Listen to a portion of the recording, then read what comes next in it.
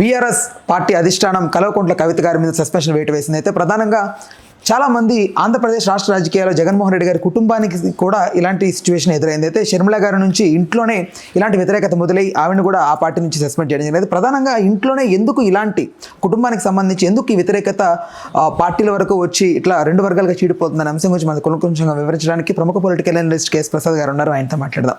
Sir నమస్తే. నమస్తే. అటువైపు షర్మిల గారు, ఇటువైపు కల్వకుంట్ల కవిత గారు.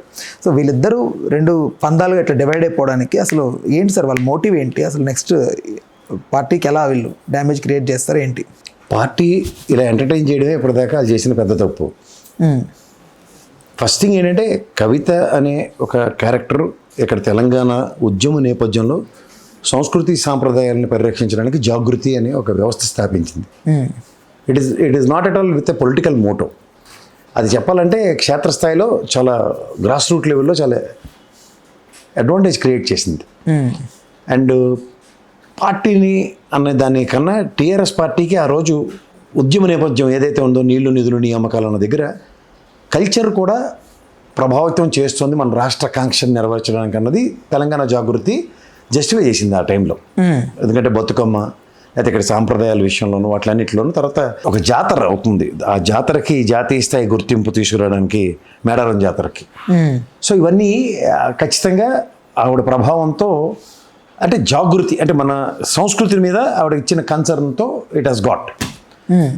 అక్కడ ఏమైందంటే ఉద్యమానికి తన కుటుంబం అంతా అంటే కేసీఆర్ గారి కుటుంబం వాళ్ళ అబ్బాయి కానీ వాళ్ళ అమ్మాయి కానీ యూఎస్ నుంచి ఉద్యోగాలన్నీ వదిలి ఉద్యమం నేపథ్యంలో పార్ట్ అండ్ పార్సల్స్ అయ్యారు. We need to respect for that. తను సమిధన అయితేనే ఏదైనా ఉద్యమ కాంక్ష నెరవేరుతుందన్న కాన్సెప్ట్లో ఎంటైర్ ఫ్యామిలీని కంట్రిబ్యూట్ చేయగలిగారు. ఆఫ్టర్ దాట్ పొలిటికల్ యాంగిల్స్లో ఏమైందంటే షీస్ యాస్పిరెంట్. ఒకసారి నిజామాబాద్ నుంచి గెలిచింది, తర్వాత నిజామాబాద్ ఎంపీ ఓడిపోయింది ఆవిడ, తర్వాత పార్టీ కన్సిడరేషన్స్తో ఎమ్మెల్సీ ఇచ్చారు, 2 సార్లు ఓడిపోయింది ఆవిడ. సో మొన్న ఎలక్షన్ కంటెస్ట్ చేయలేదు, రెండో ఎలక్షన్ అయితే ఓడిపోయింది.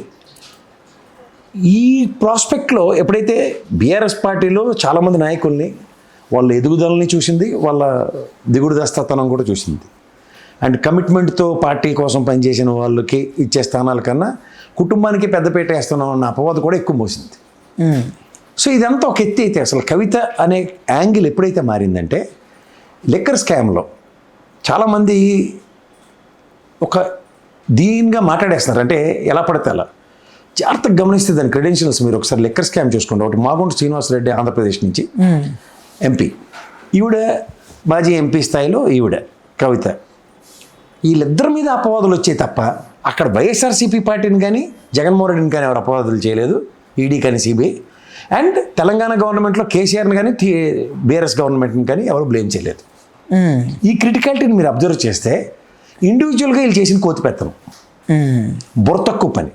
ఉదాహరణకి అది నిజమైతే అది హైపోథెటికల్, అది నిజమో అబద్ధం అంటే గౌరవ న్యాయస్థానం కూడా ఇప్పటికి కూడా జుట్లు పీక్కుంటుంది, ఈడీ స్కామ్ అని ఏవో చెప్తున్నారు కథలు తప్ప ఇండివిజువల్గా ఈవిడ టెరిటరీని మీరు గమనించగలిగితే ఈవిడ లాయరు, లేకపోతే ఈవిడ చార్ట్ అకౌంటెంట్, ఈవిడ పిఏ, ఇలాంటి బుర్ర తక్కువ మేళమే ఆ కేసులో లింకప్ అయి ఉన్నారు. అక్కడ కూడా మాగుంట శ్రీనివాసరెడ్డి అలా కొడుకు, అలాగే విజయసాయిరెడ్డి అల్లుడు. మీరు గమనిస్తే ఒక ఎంపీలు మాజీ ఎంపీల స్థాయిలో చేసిన ఒక ఢిల్లీ అన్నది ఆ ఇండివిజువల్ అన్న దగ్గర ఆవిడ తీహార్ జైల్లో దగ్గర 164 రోజులు ఉంది.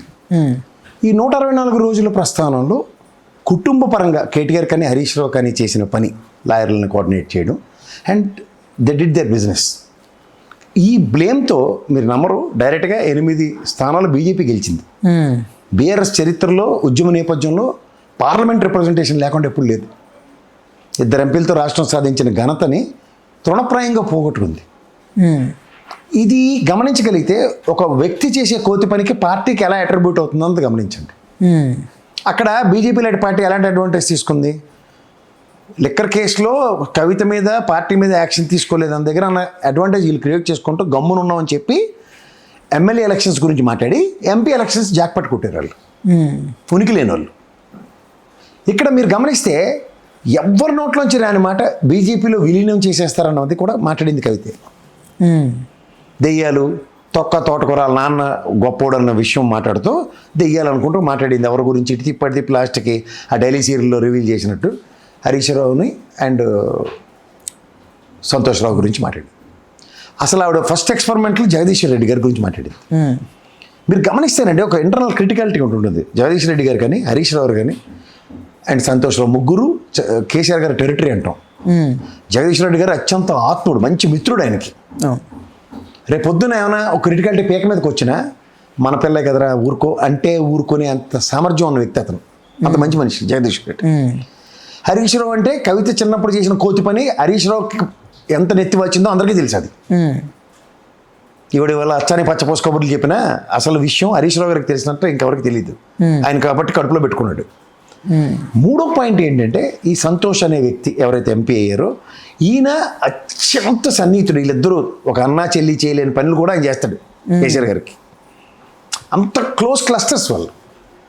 ఇప్పుడు ఒక క్లోజ్ ఫ్రెండ్ ఉండొచ్చు, లేదంటే ఒక నమ్మిన బంటు ఉండొచ్చు, లేకపోతే ఒక పార్టీ పట్ల అంకిత భావంతో పనిచేసేవాడు ఉంటాడు. అలాంటి వాళ్ళు ఎవరు కంపేర్ చేసుకోవాలి? బయట కూడా కంపేర్ చేయాలి. నేను సంతోషరావు స్థాయికి వెళ్ళాలి కేసీఆర్ గారి దగ్గర అనుకుని ఒక కార్యకర్త పని చేసుకుంటూ అక్కడికి వచ్చాడు అనుకో. నా దృష్టిలో అయితే సూర్యుడు రాజశేఖర రెడ్డి దగ్గర ఉండేవాడు చూడండి, అలాంటి వ్యక్తి అతను. అంటే నేను సూర్యుడి స్థాయి చెప్పట్లేదు, కానీ Santosh Rao such a character for KCR గారు. అలాంటిది వాళ్ళ మీద ఫోకస్ చేసుకుంటే ఈవిడ ఐడెంటిటీ అంటే నువ్వు ఎవరు కాదన్నా ఏ తండ్రికైనా కూతురు నెత్తిమీద దీపం, నెత్తిమీద దేవత. కేసీఆర్ గారి మనస్తత్వం తెలిసి ఎవరైనా కవితకి అన్యాయం చేశాడంటే ఆడంత వెర్రివేదో లేడు ఇంకోడు. ఎందుకంటే ఆయనకి ఈ రోజుకి కూడా 9 మంది అక్క చెల్లెల్ని ఎలా చూసుకుంటాడో అందరికీ తెలుసు. రాఖీ పండుగ అప్పుడు కానీ ఆయన ముఖ్యమంత్రి స్థాయిలో ఉన్నప్పుడు కూడా వాళ్ళ అక్క చెల్లెల్ని ఎలా చూసుకున్నా అందరికీ తెలుసు కదా. ఇవాళ ఆవిడకి వచ్చిన ఉపద్రవం ఏంటంటే అటెన్షన్ డ్రాగింగ్ సినారియో అని కొంతమందికి ఉంటుంది. ఒక పక్క వర్కింగ్ ప్రెసిడెంట్ కేటీఆర్ని చేస్తే ఒక అగ్రెషన్ ఉన్నప్పుడు అలాంటి పనులు కూడా ఈవిడికి అప్పచెప్పియాలి. చాలామందికి ఉంటుంది కదా, కొడుకైనా కూతురైనా ఇద్దరు ఒకటే అన్న టైపు. కానీ ఒరిజినల్ ఎబిలిటీ నేపథ్యం అన్నది చాలా ఇంపార్టెంట్ కదా. అదే నువ్వు చేసిన ఉద్యమం సాంప్రదాయాల మీద, సంస్కృతి మీద, కేటీఆర్ చేసిన ఉద్యమం నీళ్లు నిధుల నియామకాల మీద, తండ్రి అడుగుజాడలు నడుచుకుంటూ చేసింది. సో ఈ క్లస్టర్స్లోంచి నువ్వు బయటకు రావడానికి నీ దగ్గర ఆల్టర్నేటివ్ మెకానిజం ఏది?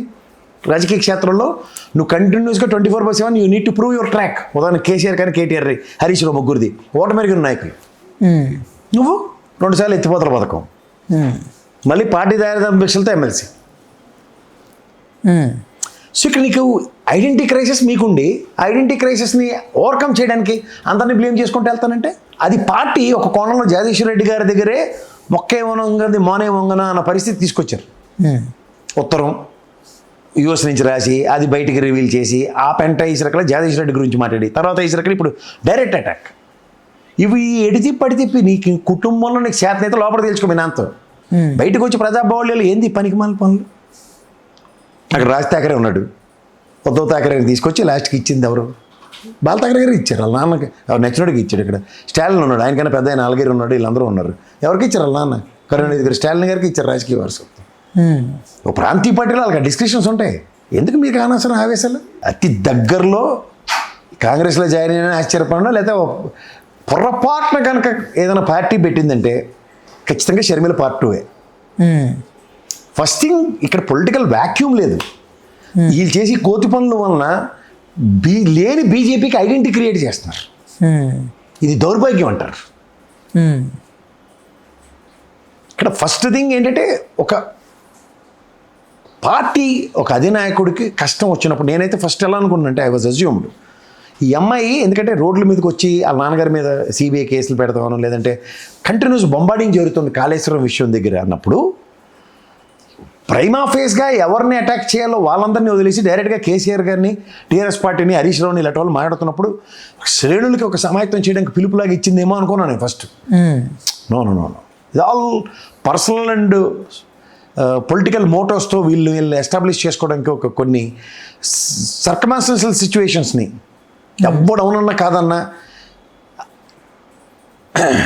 ముఖ్యమంత్రి గారితో మంచి బిజినెస్ సంబంధాలు ఉన్న వ్యక్తి ఎవరంటే కవితమ్మ. ఆ విషయంలో నేనైతే ఎప్పటికీ కన్విన్స్ అవును. అంటే దీన్ని బట్టి చూస్తే ప్రధానంగా కాంగ్రెస్ కవిత గారిని కన్సిడర్ చేసే అవకాశం ఎక్కువ ఉందని అనుకోవచ్చు. ఏమవుతుంది ఇప్పుడు షర్మిలతో కూడా ఇలా ముఖ్యదంటే ఇలా తిరిగి కాంగ్రెస్ కదా ఏం సాధించారు? వాళ్ళు ఐడెంటిటీ క్రైసిస్, ఇప్పటికీ ఐడెంటిటీ క్రైసిసే కదా. ఈవిడ ప్రస్థానం కూడా అలాగే ముగుస్తుంది. లేని వెత్తుకుని ఉన్న వెత్తుకుని పార్టీకి ఒక స్ట్రక్చర్ ఉంటుంది, ఒక నియమం ఉంటుంది, ఒక ఈ క్యారెక్టర్లో వెళ్దాం అనుకున్న దగ్గర ఈ కొత్త క్యారెక్టర్ని తీసుకొచ్చి దాంట్లో ఇంజెక్ట్ చేసి అది మనం అంటే ఎట్లా? నీ స్థాయి ఒక పోలిట్ బ్యూరోలో ఉండో లేకపోతే కన్విన్స్ చేసేంత స్థాయి ఉన్నప్పుడు ఏదైనా అంటే నాన్ కన్విన్సింగ్ స్కిల్స్తో అందరినీ కన్విన్స్ చేద్దాం అన్న ఉదంతానికి తెరలేపితే ఎక్కడ సింక్ అవుతాయి అవి. అంటే ప్రజల్లో క్వశ్చన్ వినిపిస్తాం సార్ బలంగా, అంటే ఇది హైపోథెటికల్గానే ఉంది. బట్ అయితే ఇక్కడ ఏంటంటే కేసీఆర్ గారిని బెదిరించడానికి బీజేపీ వ్యూహరచన చేస్తోంది అనేక రకాల అంశాల గురించి అనుకున్న ఈ నేపథ్యంలో ప్రధానంగా కవిత గారిని ముందు పెట్టి బెదిరిస్తున్న ఈ నేపథ్యంలో కవిత జోలికి రాకూడదు కాబట్టి కవిత గారిని అఫీషియల్లీ సస్పెండ్ చేశారు అనేది ఒకటి వినిపిస్తూ ఉంది సార్. బెదిరితే భయపడితే తెలంగాణ సాధనే జరగకపోయింది. 2001 తర్వాత ఉద్యమ నేపథ్యానికి రంగు రుచి వాసన మార్చి ఉద్యమం ఏ ప్రాతిపదిక మీద చేయాలి, ఎలాంటి ప్రెజర్లు పెట్టాలన్న దగ్గర ఇవాళకి కూడా ఎవడన్నా మాట్లాడితే అది కేసీఆర్ అనే చెప్పాలి. కాలగర్భంలో కలిసిపోయిన వాళ్ళు ఎంతమంది లేరండి. విజయశాంతి గారు పార్టీ పెట్టారు, ఇంకో ఆయన మా టైగర్ నరేంద్ర గారు పార్టీ పెట్టారు. ఏమయ్యారు వీళ్ళందరూ కాలగర్భంలో కలిసిపోయారు. ఒక మహానుభావుడు కోదండరామరెడ్డి గారు కూడా నానా తెప్పలు పడి ఉద్యమ నేపథ్యంలో ఆయన ఐడియాలజీతో సింక్ అయ్యి ఎలా అయినా ఫ్రంట్ ఎండింగ్ వారియర్ అయినా మొన్నటిదాకా ఆయనకి ఎమ్మెల్సీ రాజకీయ క్షేత్రంలో నాన్ ప్రూవెన్ ట్రాకే కదా. ఎట్నుంచి ఎటు వెళ్తున్నాయి ఇవన్నీ? ఒక ప్రొఫెసర్ గారు మాకు జయశంకర్ గారు ఇచ్చిన బాటలో జయశంకర్ గారి యొక్క బోధనల సారాంశం తెలంగాణను ఎందుకు పరిరక్షించుకోవాలన్న దానికి బ్రహ్మాండంగా కన్విన్స్ అయ్యి దాన్ని ఉద్యమ బాటకి రూపకర్త అవడంటే కేసీఆర్ అనే చెప్తారు ఎవరన్నా. సో ఇట్లాంటివన్నీ కళ్ళ ముందు కనబడుతూ ఉద్యమ నేపథ్యంలో ఆయన చేసిన త్యాగాలు తృణప్రాయంగా పదవులే వదిలేశాడు ఆయన ఎన్నోసార్లు. కేంద్ర క్యాబినెట్లో మంత్రి వదిలేసి వచ్చాడు ఉద్యమం కోసం. ఎన్నిసార్లు ఎమ్మెల్యేలు రాజీనామా చేయలే, ఎన్నిసార్లు ఎంపీలు రాజీనామా చేయలే. గెలిచిన వీళ్ళందరితో రాజీనామా చేయించినప్పుడు ఎంతోమంది తక్కువ. అక్కడికి ఈటల రాజేంద్ర గారిని రాజశేఖర రెడ్డి గారికి పట్టుమని 10 మంది కూడా లేరు కదా రాజన్న అని మాటలు మర్చిపోలేము కదా మనం. అవన్నీ అవమానాలు కదా. అవమానాలు ఎన్ని భరిస్తే రాష్ట్రం వచ్చిన తర్వాత ఇంట్లో వాళ్ళు కూడా అవమానాలు చేయడానికి కూర్చుంటే ఆవిడే చేస్తాడు. ఇప్పుడు ఏ కాంగ్రెస్ పార్టీ అయితే జగన్మోహన్ రెడ్డిని వాళ్ళ కుటుంబాన్ని రాజశేఖర రెడ్డి గారు చనిపోయిన తర్వాత అవమానించిందో దానికి తట్టుకోలేక బయటకు వస్తే ఏం పర్లేదు మేము అంతా మనం పరంపరం అని చెప్పి షర్మిల వెళ్తే మనోభావాలు ఎవరికి గాయం అవుతున్నాయి. మనోభావాలు లేని వాళ్ళు మనోభావాలు ఉన్నట్టు నటించినట్టు అర్థం అవుతుందో రాదా? అలాగే లేని బీజేపీని టీఆర్ఎస్ పార్టీకి నెత్తికి పెడుతూ మాటికి 10 సార్లు బీజేపీతో కలిసిపోతారు, బీజేపీ ఇది ఒకటే అన్న పదజాలాన్ని ప్రయోగిస్తుంది ఎవరంటే కవితమ్మే. మాట్లాడి సాధించింది ఏముంది లాస్ట్కి? అదే ఇట్లాంటివన్నిటితోనూ ఈవిడ ఉద్యమ నాయకురాలు ఉద్యమం అన్న దగ్గర ఉద్యమానికి ఒక తోడైంది. దాన్ని ఎవరు కాంట్రడిక్ట్ చేయట్లే. కానీ చేసిన సొంత పెత్తనాల యొక్క ప్రభావంతో పార్టీకి ఉపద్రవం తీసుకొచ్చిన కష్టాన్ని తిరిగి తన కష్టాన్ని కూడా ప్రజల మీదకి ప్రభుత్వం మీదకి కాకుండా ఈ పార్టీ మీద రుద్దాం నాన్నకే తలకనే పెడదాం అంటే ఇది ఎక్కడ వెళ్తారు? ఇవి కొంచెం ఆలోచించవలసిన విషయాలు. ఇవి నాన్ టాలరబుల్ సిచ్యువేషన్స్.